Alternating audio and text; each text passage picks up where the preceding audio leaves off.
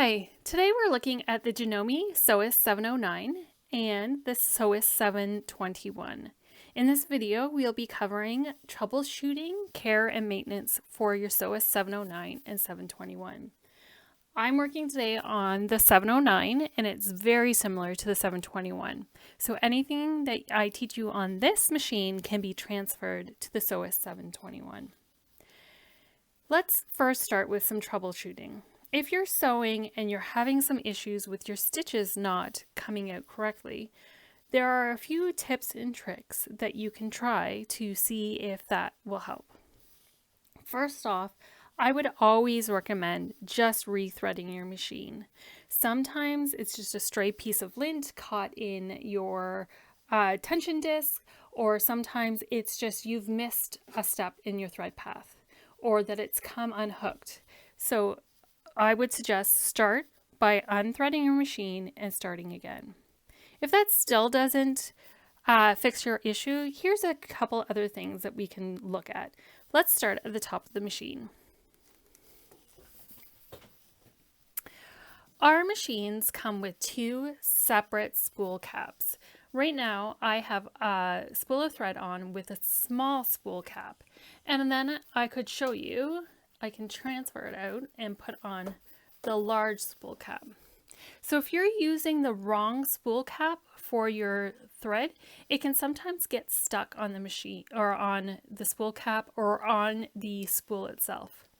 So when you're using a spool such as this one that has a small top piece, you can use the small spool cap because it's not going to disrupt the movement of the thread off of the spool.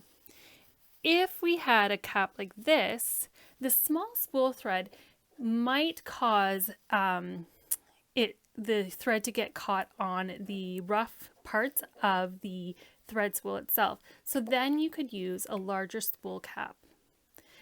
So try switching out your spool cap, and if that doesn't work, let's move on to another issue.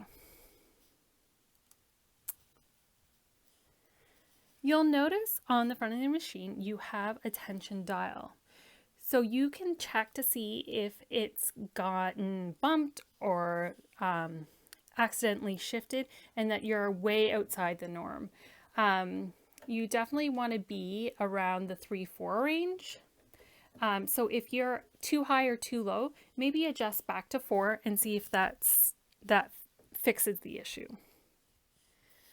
Another big issue is the needle itself.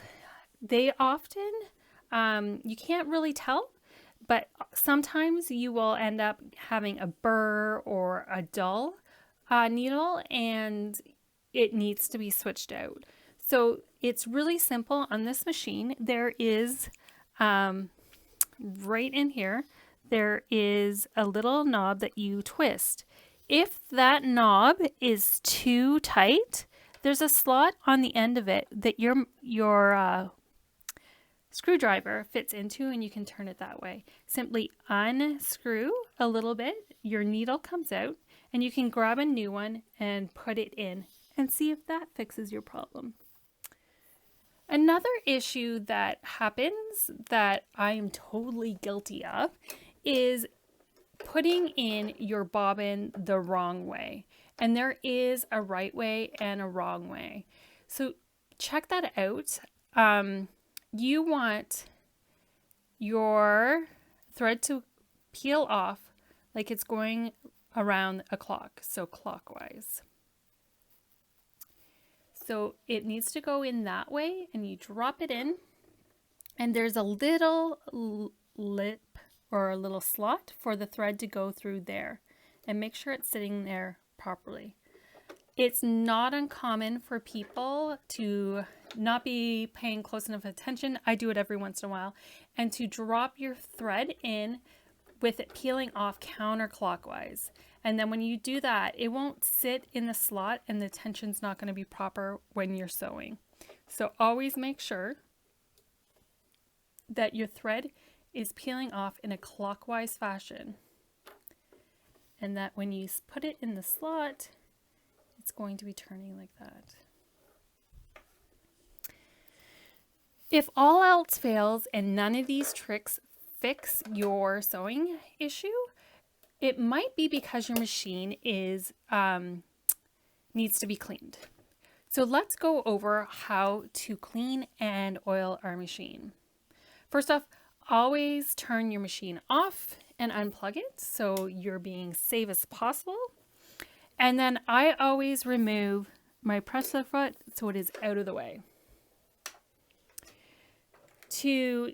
What we're going to do first is I'm going to take our bobbin back out, set it aside, and then I'm going to, there's this one screw here, and your machine came with a screwdriver, and you're going to loosen that screw. Just hard with my left hand. And then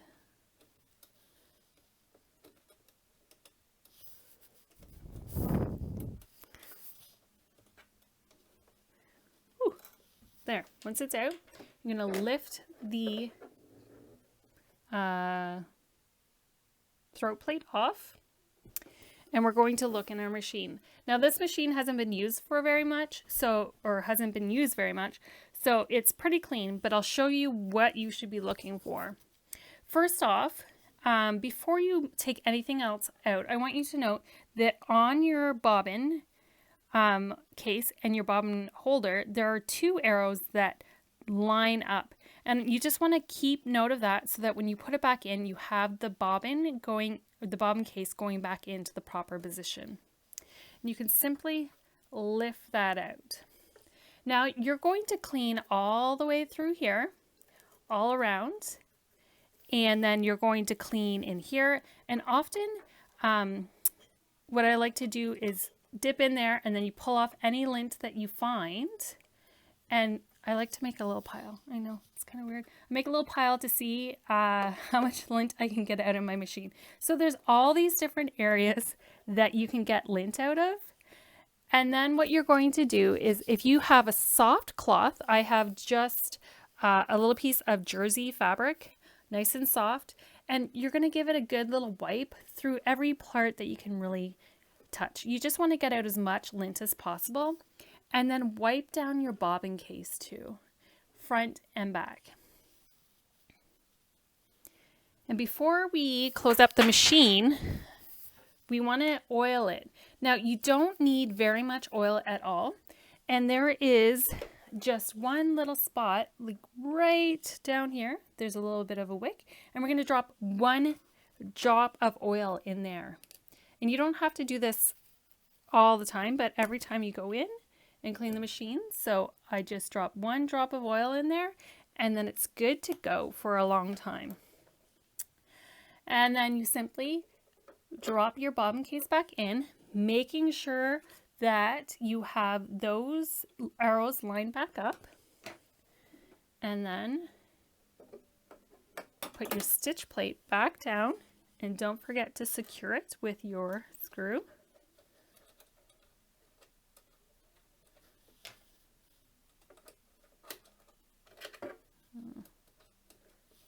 So hard from this angle.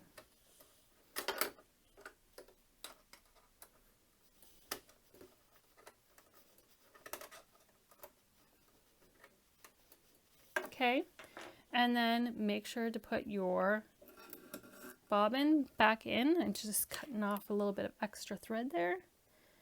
Put your bobbin back in with it peeling off the correct way and slot it in. And then we're going to add the presser foot, which I dropped.